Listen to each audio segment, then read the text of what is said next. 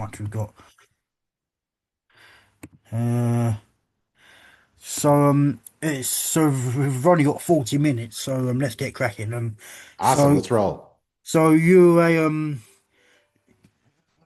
sorry, things the alarm that for the meeting just rang. So yeah, yeah. So what was I going to say again? So you're a former you're a former army vet in Iraq and Afghanistan, if I'm right. So I served in Iraq and Afghanistan, and the last time I actually went over as a civilian, I was doing tribal affairs, which is a fascinating job. And on the last term, I was also supporting what was called the peace process, which was our negotiations with the Taliban. Yeah, so how did that link to a did that play into your interest in ufology and aliens? So, if you got a minute or two, I can tie that all together. So, Yeah, in my household, we stressed a scientific method, actually trusting things. Both my parents are lawyers, so yeah. everything had to go through the rigmarole, even things I told them, which for the good thing is they would call me out when I was lying. But people would normally think that was pretty grounded. But in my family, there was an incident where at my grandparents' farm, there was a strange light that shone indoor, that was outside, that showed indoors circling the farmhouse. And then, so my grandfather also had a cattle mutilation around the same Oh, time. really? Oh, Yeah, so while we were definitely a grounded family, we were a family that was, hey, there are weird things in the world, not only what we would consider religious, but also scientifically, there are things we can't explain. And so growing up in my household, we would have books on UFOs, Hal Lindsey's late great Planet Earth, a lot of apocalyptic books, Nostradamus books, but it's not like we necessarily believe them all. It was more of a, hey, there's stuff curiosity. in, yeah, there's stuff in the world, and also it's important to question these claims as well, put them to the rigorous test. Yeah. And so I go off, live my life, do my foreign adventures, come back.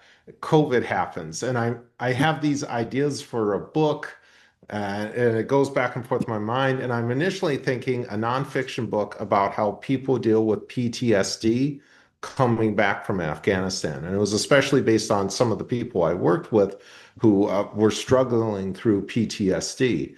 I presented to the Department of Defense at the time. They go, absolutely not. And I go, dang. However, there was a senior government official I was working with who tells me, as long as it's fiction and as long as you don't talk about sources and methods, they can't stop you. And so I thought, okay, well, how does that actually, what would that look like? And so I started writing what became the Fallen series, and it combined both my experiences overseas and also to kind of introduce that fictional element. What if Frozen. foreign forces, Oh, right. an American was embedded with a foreign force, aliens who came to Earth, who basically would treat uh, us like we treated the Iraqis and Afghans, nominally friendly, but a lot of times they had no idea what was going on or what we were doing. And just kind of doing the background research on that, I was able to go back to some of the old sources I would look at and have fun of, okay, I don't necessarily believe all these UFOlogy claims, but what if they were true? What would that look like? And how could I put that in a fictional world?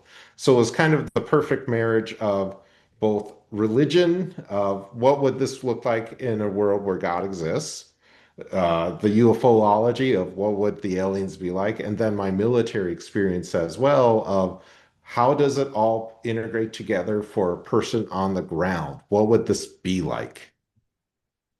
I see. So I haven't read your book, but I think I'd very much like to. I've been reading a couple of I think two recent books came out that deal with the subjects of there's a sci-fi books that did but were written from a Catholic perspective, and I think they dealt with the theological implications of aliens quite well. Where one oh, what was it called again?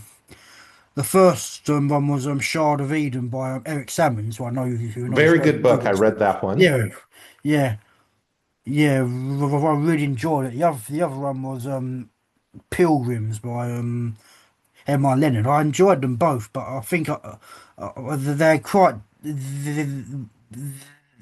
they're both very enjoyable, and I think um, I enjoyed Salmon's a bit more. So but I'll definitely buy your book at some point. So Awesome.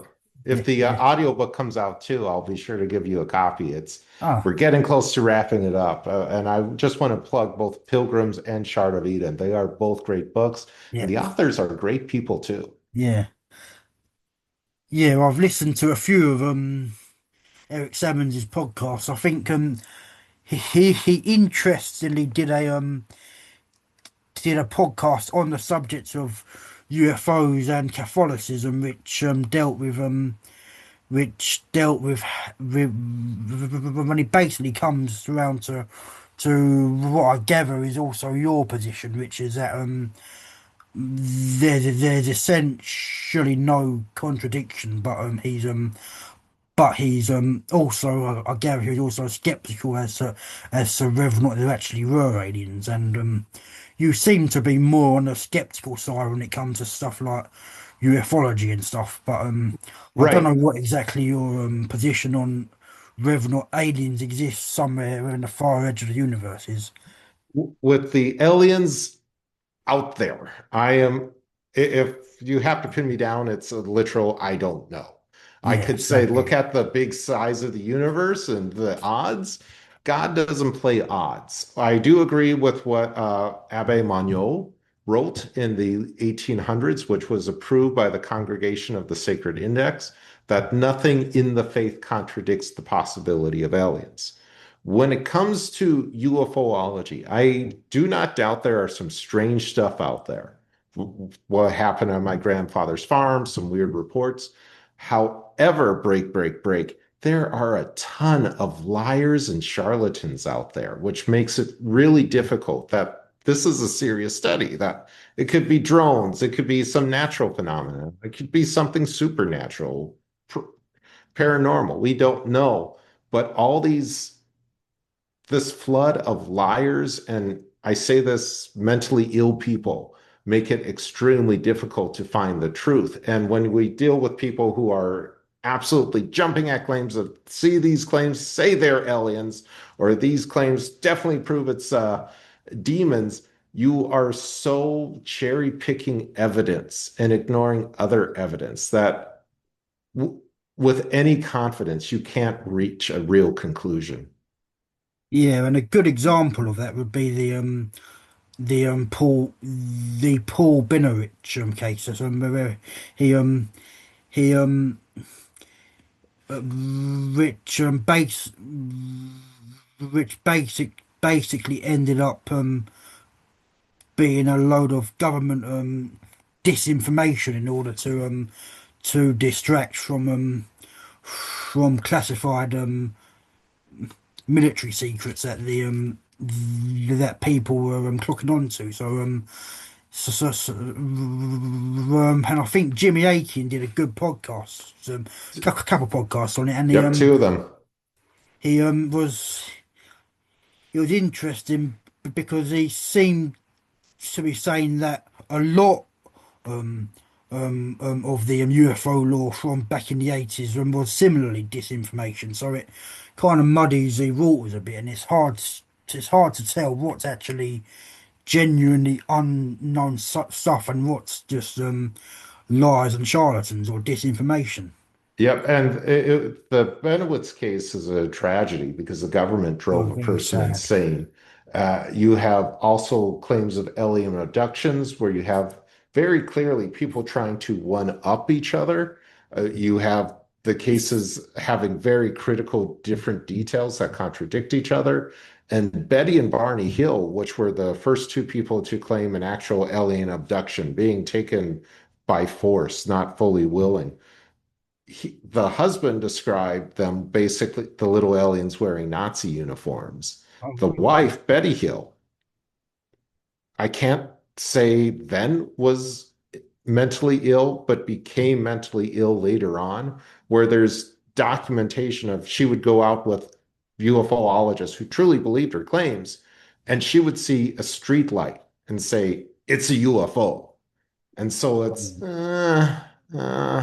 And then when you compare her claims of basically the aliens were almost childlike with the wonder of, boy, humans are weird. Hey, we'll be nice to you, compared to the late 80s, early 90s height of alien abduction claims, where it's definitely a hostile encounter. Much of those stories are different. And so it's not, it doesn't show one consistent phenomenon. Yeah, so on the subject of unreliable sources, should we say, we should say that not everyone is convinced with you and Eric Sammons as to whether or not the church accepts the possibility of aliens. Because I've also been listening to a certain person who I know you're aware of, c- c- who claims that if I think he said basically that it essentially would contradict every single Christian doctrine or something like that. Like it said, like it commits every single heresy, something like that. I forget his name. Daniel Daniel O'Connor. O'Connor. Yeah, yeah. I've been listening to his I think a video he did with a channel, a podcast called Avoiding Babylon, and he was making some very bold claims, and he he one of his claims was that if if was that well, the one claim that I think was that generally got me thinking was that the deposit of faith is essentially complete. So like everything that is relevant to salvation history has already been given, so that if aliens can receive salvation, that should have been mentioned. So he concludes from that aliens can that that aliens wouldn't exist. But but when I was listening to it, the thing that struck me was that he assumes that aliens would even need salvation. Like it's possible. I think that like in Eric Sammons' book, that the aliens are completely unfallen and they don't need salvation. Of And note there, that was St. Padre Pile's yeah, opinion, yeah, who in a book published by his official prayer group, which was a close grouping of his friends, published on site of his location, they have quotes from him where he says aliens, and this is paraphrasing, but using the term probably exists, and they certainly would have not fallen. So that is certainly one opinion. It's speculation. He never indicate Padre Pio never indicated how he came to that conclusion. So it shouldn't be taken like gospel or he had a vision. Maybe he did, but he doesn't say. In Daniel O'Connor's book, he attempts to debunk that quote by Padre Pio, saying the book came from an Italian hospital and not his official order and can't be trusted. The problem is he doesn't say what that Italian hospital was. It's the House of the Relief of Suffering, but that's also the name of Padre Pio's prayer book. And the House of the Relief of Suffering was Padre Pio's hospital as well. So he covers up the connections to Padre Pio and then screws up how was connected to Padre Pio. And that's deception. And in Daniel Connor's book, he's basically saying the aliens are part of great demonic deception. Well, if you're trying to bring up your point and trying to say your point's true and your point's holy and your point's Catholic, if you have to use deception to do that, that's uh, that's a problem. yeah. So that's why I said s- that's why I said he's an unreliable source because I'd already read your article on Padre Pio. So I think I more or less currently I more or less agree with Padre Pio that if aliens exist, they're most likely unfallen because I think there are some valid issues with salvation, which I think we can get into in a minute, because I think that because I, f- but I'm just thinking how would you respond to Daniel O'Connor's suggestion that if aliens were able to to receive salvation, it would have been mentioned. Well, we aren't told everything in the Bible, and that's very clear. We aren't told the story of the angels' creation. We're not even told the story of the angels' fall, even though some extra biblical books try to present different theories of that. We know enough for our salvation, and we don't know God's plans for the created universe. There's talks about the veil of God, his ways are not our ways, all that. And so it's not necessarily for our salvation to know what goes on in the universe. If the universe is empty of all other life but us and the angelics, which include demons, wow, greater glory of God. If it's not empty, if there are other life forms out there, wow, what the greater glory of God. And when it comes to salvation, God can choose any way to save any race he chooses. As St. Thomas Aquinas and others pointed out, Jesus did not have to die on the cross for us to be saved. God chose that mean to do it. Great. Maybe that dying on the cross redeemed all the cosmos, which is more of an Eastern idea, Eastern Orthodox, also some Eastern Catholics. Great. Maybe there was another way they saved themselves by rigorously following the law. Maybe they never fell. It's all speculation. What O'Connor, though, who gets trying to bring up things like the antipode debates and others trying to bring up his point, he completely ignores the church's allowing of Abbe Magnol's letter, which was approved by the Congregation of the Secular Index, that there is no problem with the possibility of aliens. Doesn't mean aliens exist, doesn't mean they don't exist. There's just no problem in that faith. And to say that, yes, this is the church's position that there are no aliens declares one basically the Pope and also goes against what the Vatican observatory scientists and priests are doing and other opinions throughout the history of the church. The writer of the Baltimore Catechism, which is kind of considered the traditionalist lay catechism, was a huge supporter of Manuel and even wrote a book passage about how this is the possibility of alien life in the universe. And if there is life out there, great, glory to God. Yeah, and he'll cherry pick certain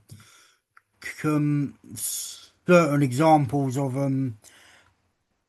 where the church did condemn b belief in, say, non-human intelligences, like I think that was it was it Pope Zachary and Roman Virgil, like Yep. some, uh, but he'll ignore other cases where the church never never had any real issue, like with Nicholas Nicholas of Cusa. So who I think in later centuries he was 1500s. controversial, but I think but I don't think anyone seriously questioned his orthodoxy in the 15th century. So but I think he might become more hot to handle after the Giordano Bruno affair and all that. But the important thing is that no one. I don't think the church ever called him a heretic because he because he was open to aliens. Yep. And for any listeners, Nicholas Cusa was a cardinal who believed Yeah, that aliens did exist. yeah, How he got to that opinion, I don't know. But he died in complete loyalty to the church. yeah. And that was before the Enlightenment. And when I pointed that out to Daniel O'Connor, when he was claiming no Catholic theologian who wasn't a heretic believed in aliens before the Enlightenment, he dismissed them by saying, oh, well, look what happened to his beliefs afterwards. Crazy people believed him and tried to integrate them into their cosmology. Guilt by Crazy people. association. Yeah, and crazy people try to twist the Gospel of John. Doesn't mean Saint John is a heretic. And when it Exactly. comes to Pope Zachary, that was what was known as the Antipodes debate, and that was because people had the idea of from Greek geographers that there was a temperate zone in the world, and then great deserts and great frozen lands. And the thought was there couldn't be anybody on the other side of the world because that would mean there would have to be a second creation and because people couldn't go between the blasted lands. And to say there were other people would mean there was a second creation of another Adam and another Eve. Well, theologically true, but the problem is the science we didn't understand at the time. There was human migration, Yeah. and yeah, there are people on the other side of the world, American Indians over here in the New World. And the idea that there were rational beings of not human origin was accepted in elements of Christianity at the time. The possibility. St. Brendan's voyages describe giving the Eucharist to a mermaid who wants to know God. St. Clearly not a Jerome, demon. Clearly I'm not a demon. not If a it was, demon. yeah, And if in it, if, fact, St. Jerome wrote about a centaur and a satyr that for St. Anthony about how St. Anthony encountered those creatures and the satyr worshiped Christ and begged St. Anthony to pray for all creation. And St. Jerome ends this with, this is a true story as told to me by blah, blah, blah, blah, blah.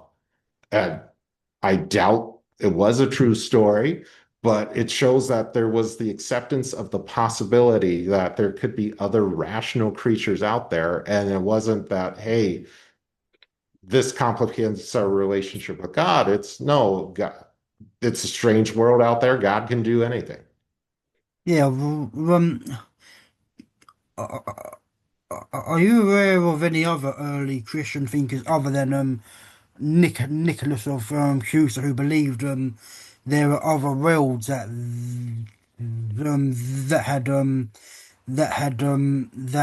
had other sentient beings living there? So it goes back to the what the ancients thought about space and other worlds. Yeah, Back around the time of Christ and for a while, there was no understanding of space, other worlds. yeah, Some Greeks had the idea of a plurality of world, the atomists, and they believed that there were tiny little things called atoms that could be put together in infinite combinations. Wow, how did they get that one right? And that they could build infinite amount of things. And they thought that would include the plurality of worlds, that there's not so much a world out there, but there would be another Earth and just another Earth and another Earth, sort of a multiverse. The best Christian fictional picture of that is the Narnia world and the yeah, world between worlds, where the children go, wow, there's pools that connect to other worlds. But when it came to ancient church fathers who were open to the plurality of worlds, the only one that specifically goes out of his way to really mention it is Origen. And he's not a mixed surprised, bag. really. Yeah, mixed bag right there. A lot of that was because when it came to the science and the extrapolating of the time, we were very influenced by Aristotle and then St. Thomas Aquinas, who really stressed the Aristotelian idea of Earth being the center, one being perfect, and God just being perfect upon perfect upon perfect. And the Earth is the really only flawed thing out there, so there's only one of it. When he died in Paris in the 1200s, you had a bishop, Terrer, who really moved against Aristotle and St. Thomas Aquinas when it came to science, because he was saying you're putting limits on God. And he wrote a very long treatise and just slammed it, purged a bunch of people. And while that might seem like academically bad, it was academically good. It led to the start of thinking of, if Aristotle isn't right, what does that mean? And when it comes to the sciences, Aristotle wasn't right. There are multiple planets out there. The Earth is not the unmoving center of the universe. And it led to things like Nicola Copernicus and just the ability to see Earth in its relationship within the universe differently without changing its relationship with God. Yeah, and what was I going to say? I think it's interesting you mention Aristotle because I was recently reading a famous work by Aristotle's mentor and Plato and the Timaeus, and he says quite explicitly that there's only one world, and so I think it's so I think the early church consensus about there was only one world. I think that was just following the Greek philosophy of the day rather than the Bible, because the Bible doesn't really say much about well, it doesn't say anything about the subject. Yep, the closest you really get to astronomy in the Bible, besides kind of the poems in Psalms and whatnot, is actually the extra biblical book, the Book of Enoch, Enoch, yeah, where it describes the wandering stars, the planets that move differently than the other stars, as basically the prisons and dead bodies of the angels who rebelled. yeah, The Semites, the Hebrews were a desert tribal people. They didn't think about those things. They thought more about God and their relationship with God. It's the hard science of astronomy really wasn't their purview, and it wasn't the purview of most people at the time, unless it figured out, okay, now's the time we're planting. It had no purpose. yeah, and it's interesting. You mentioned the stars and extra biblical text because I remember I was reading an article written by some rabbi on Chabad .org. He was mentioning there was some text in the Talmud that I think it's some in the Bible. There's Judges 5. It mentions the stars in their courses fought against Sisera, and then it mentions cursed be Meroz, bitterly curse its inhabitants. So for some reason, the early rabbis they assumed Meroz was one of the stars that fought against Sisera. Then you get some modern Jewish rabbis have decided that Meroz is actually the name of another planet. So its inhabitants were aliens basically. So I thought it was interesting to see how Judaism has dealt with the problems. But Yeah, that's as you pointed out, a Shabbat yeah, perspective. It's really niche. M Most Jews are pretty secular, so would be open to whatever. You yeah, do have Shabbat also talking about they believe there are the possibility of the aliens out there, just not lacking free will. And then when you get into what the Kabbalah, it talks about God visiting the other worlds and on his chariot, and it heavily implies on these other worlds there's life, but then again, that's the Kabbalah, so again, it's bit outside what I kooky, would yeah, consider mainstream. yeah, and the other thing I was saying, back to the discussion about the alien salvation. You mentioned we haven't got much. We've only got 8 minutes left, We'll I make it think count. we should wrap up soon. I think the one thing that Daniel O'Connor said that kind of sort of made me think is, as I was saying before, it's he was saying that he doesn't just believe that the Bible and the early tradition has everything necessary for our salvation. He seems to assume it's about salvation in general. So it's like everything there is to know about salvation is in the Bible and the early tradition. And I'm not really sure where he gets that idea from. Do you That's have a any very idea? good point. I'm unaware of any teaching, especially Catholic or Orthodox teaching, that's basically the Bible has everything. Of all the things the Protestants accuse us of, it's usually going outside the Bible and using tradition and other things. Yeah, yeah, it is interesting. I think you also mentioned oh, it's basically guilt by association argument about Nicholas of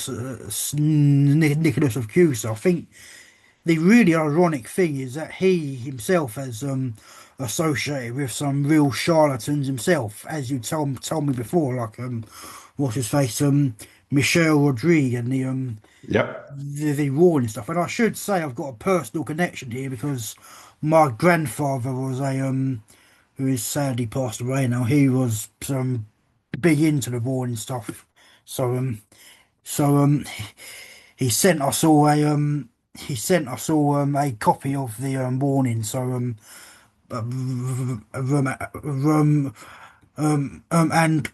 I can't prove it, but I'm convinced he was in contact with Michelle Rodriguez. I don't know, but but um but um but yeah. So just so people know, he is a Canadian priest who was making all sorts of strange predictions about things that were about to happen. He was saying that Pope Benedict would be martyred, but now we know but I think by now I think we can all safely say that was a charlatan. He wasn't really in contact with the Blessed Virgin Mary as he claimed. Right. Yeah. And Michelle Rodriguez also claimed that doing the sign of the cross can chase away UFOs, which is a sign of them being demons.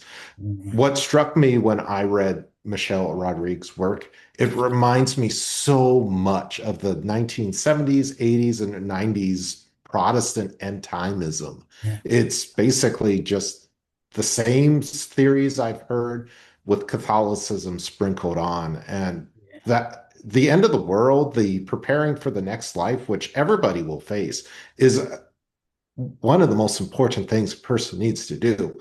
And to have what I would consider just mental illness, just these claims upon claims, unchecked and then promoted by others who desperately seek to promote their own end times theories is great. It's upsetting to me. I've seen it destroy families. yeah. I think it is he's a very problematic figure, but well, I think it's been a pleasure having a conversation with you. We've only got 4 minutes left now, so I think it'll be a good time to wrap up now. I think I really enjoyed it. I'll link to your Substack from my Substack. I'll link to your book, Fallen, isn't it? Yep, fallen. Yeah, and I'll probably buy it myself at some point.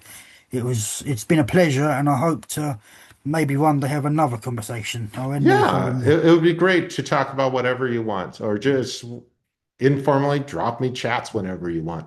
Yeah, because a lot of this stuff interests me. I think, as I was saying, I lean towards a possibility that if aliens exist, they'll be unfallen, like how Padre Pio holds. Because I think some of the other for the other possibilities. I mean, I'm open to the idea that maybe that maybe that maybe that maybe aliens can be saved through Jesus or through their own means of grace, but it would think it need but it's but I need to think over it. But I think it's a very interesting conversation. So I thank you for this whole conversation. Yeah, God bless you. Happy Divine Mercy Sunday. You as well. It's been a pleasure. See you later. Same here. Have a good one.